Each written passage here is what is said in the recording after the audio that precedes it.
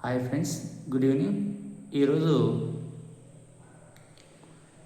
రైతులు ఎంతో కాలం నుంచి ఎప్పుడెప్పుడు అని ఎదురు చూస్తున్నటువంటి రైతు భరోసా కోసం ఆ రోజు రానే వచ్చింది. ఈరోజు సీఎం రేవంత్ రెడ్డి గారు సిద్దిపేట జిల్లా నెరమెట గ్రామంలో ఫామ్ ఆయిల్ ఫ్యాక్టరీని ప్రారంభోత్సవానికి బహిరంగ సభకు హాజరై తర్వాత రైతు ఉత్సవానికి రైతు కార్యక్రమానికి 70 లక్షల రైతులకు ఒక ఎకరానికి 6,000 చొప్పున 3,600 కోట్లు విడుదల చేయనున్నారు. ఇది రైతులకు కొంత ఆనందకరం. ఎందుకంటే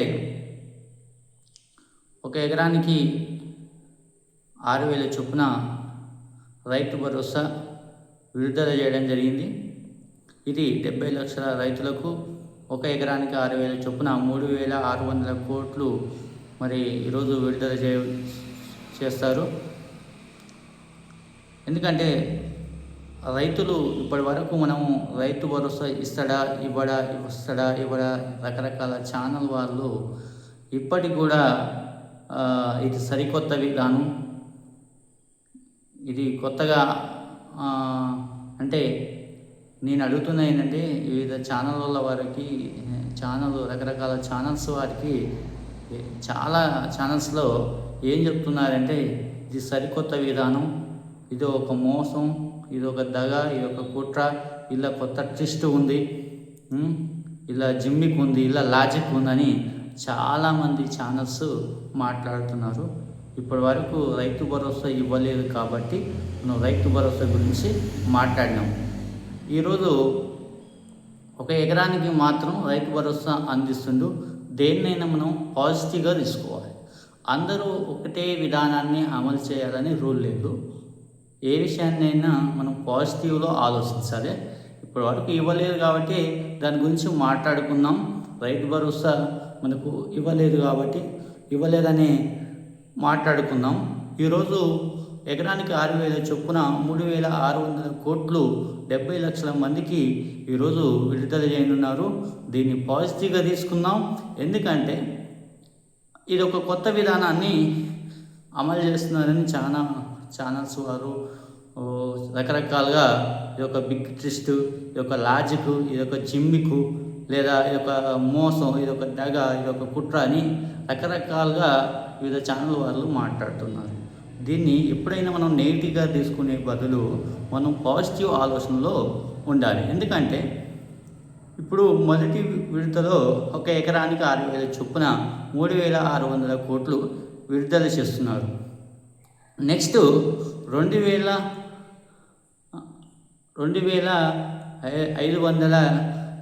నెక్స్ట్ 50 కోట్లు రెండో విడతల విడుదల చేయనున్నారు.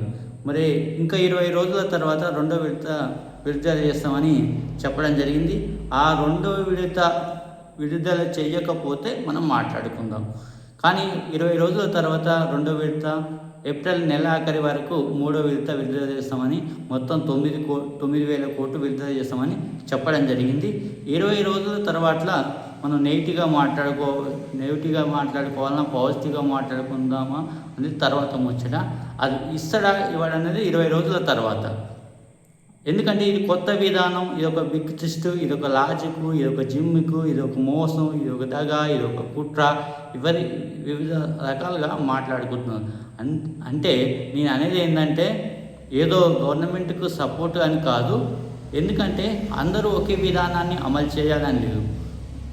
ప్రభుత్వం దగ్గర ఉన్నటువంటి బడ్జెట్ వెసులుబాటుని బట్టి, అంటే ఫస్ట్ విడత అంటే ప్రభుత్వానికి ఆదాయం వచ్చేలోపు అంటే రైతులకు కొంత మేలు చేయాలి. ఒక 6,000 చొప్పున వాళ్ళ ఖర్చులకు ఇస్తే తర్వాత 20 రోజుల వరకు మళ్ళీ గవర్నమెంట్కు ఆదాయం వస్తే మళ్ళీ ఒకేసారి 9,000 కోట్లు బడెన్ కాకుండా ఒక 3,000 కోట్లు ఇప్పుడు ఇచ్చామనుకో, మళ్ళీ 20 రోజుల తర్వాత గవర్నమెంట్కి ఎక్కడి నుంచైనా ఆదాయం వస్తే మళ్ళీ ఒక 3,000 కోట్లు రిలీజ్ చేయవచ్చు అని మనం పాజిటివ్గా ఆలోచించవచ్చు కదా.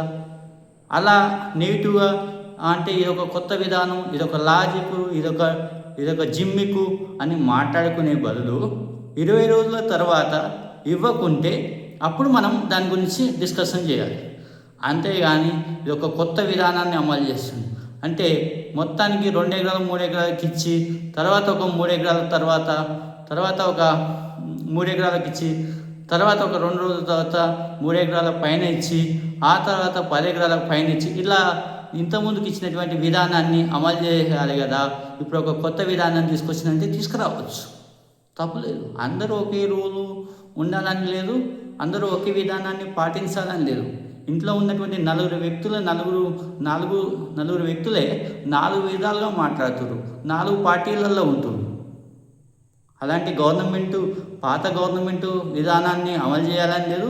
కొత్త గవర్నమెంటు దానికి ఉన్నటువంటి సానుకూలత, దానికి ఉన్నటువంటి స్వభావం, దానికి ఉన్నటువంటి పరిస్థితులను బట్టి, రాష్ట్ర ఆర్థిక విధానాన్ని బట్టి, వెసులుబాటు బట్టి ప్రభుత్వం ఏ నిర్ణయమైనా తీసుకోవచ్చు. కానీ ఆ ఏ నిర్ణయమైనా తీసుకున్నా మనం పాజిటివ్గా ఆలోచించాలి. 20 రోజుల తర్వాత అది ఇస్తాడా ఇవ్వడా అనేది తర్వాత మాట్లాడుకున్నాం. ఎందుకంటే అది ఇవ్వకముందుకే 20 రోజులు గడవక ముందే ఏమంటాం కదా, అంటే ముందున్నటువంటిది తినబోయేది ఇప్పుడు ఎందుకు అన్నట్టు ఉంది కథ. అంటే 20 రోజుల తర్వాత ఇస్తాడా ఇవ్వడా అనేది తర్వాత ముచ్చట. కానీ ఇప్పుడే ఇందులో కొంత లాజిక్ ఉంది, కొత్త జిమ్మిక్ ఉంది, కొత్త మోసం ఉంది, సరికొత్త విధానం, జిమ్మిక్, లాజిక్, మోసం, దగా, కుట్ర అని ఇప్పుడు రకరకాల ఛానల్స్ వాళ్ళు మాట్లాడుతున్నారు. కానీ ఇది రైతులకు మనం ఆలోచించిన విధానంలో కొంత పాజిటివ్గా తీసుకోవాలి. ఎందుకంటే మొత్తానికే బంద్ అన్నారు. ఇక రైతు బంధుకు రామ్ మనం అనుకున్నాం. నిజంగా ఇన్ని రోజుల వరకు ఇవ్వకపోతే రైతుల యొక్క గోస, రైతుల యొక్క బాధ మనం మాట్లాడుకున్నాం, నెగిటివ్గా మాట్లాడుకున్నాం. ఇస్తాడా ఇవ్వడానికి కూడా మనకే తెలియదు. అలాంటి టైంలో కొంత రైతుల యొక్క బాధ, అసలు మొత్తానికే రైతులకు ఇస్తాడా ఇవ్వడా అనేది ప్రభుత్వం ఆలోచించి ఒక ఎకరానికి మాత్రం ఇప్పుడు సాయం చేస్తే తర్వాత 20 రోజుల తర్వాత గవర్నమెంట్కి ఏదో ఒక ఆదాయం వస్తే తర్వాత ఒక 3,000 కోట్లు, తర్వాత ఏప్రిల్ నెల 3,000 కోట్లు ఇస్తే కొంత బడ్జెట్ అనేది వెసులుబాటు అవుతుంది. కాబట్టి మనం దేన్నైనా ఒక పాజిటివ్ ఆలోచనలో ఉండాలి. ఇదే అని కాదు, ఏ విషయంలో ప్రతి మనిషి కూడా పాజిటివ్గా ఆలోచించాలి. మనం సక్సెస్ అవుతామనేది మనలో పాజిటివ్ ఆలోచనే రావాలి. అంతేగాని 20 రోజుల తర్వాత ఇస్తాడా ఇవ్వడా అనేది తర్వాత మాట్లాడుకుందాం. అంతేగాని దాని గురించి ఇప్పుడే ఇదొక మోసం, ఇదొక కుట్ర, ఇదో దగ, ఇదో జిమ్మిక్, ఇదో లాజిక్, వివిధ రకాలుగా మాట్లాడుకోవడం అనేది సరికాదు. కాబట్టి రైతులు ఇది కొంత పాజిటివ్ ఆలోచనతో ముందుకు పోవాలి. మరి ఒక 20 రోజుల తర్వాత 2వ విడత శ్రీకారం చుట్టనున్నారు.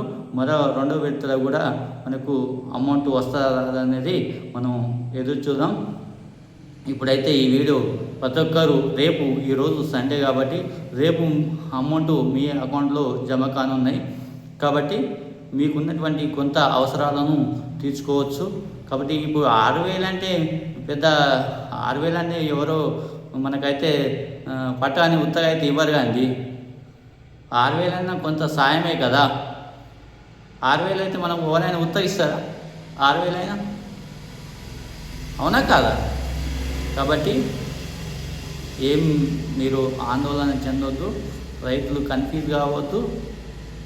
నెక్స్ట్ విడత కూడా రావడానికే ప్రయత్నం చేద్దాం, వచ్చే విధంగానే ప్రయత్నం చేద్దాం. మనం పాజిటివ్ ఆలోచనతో పోదాం.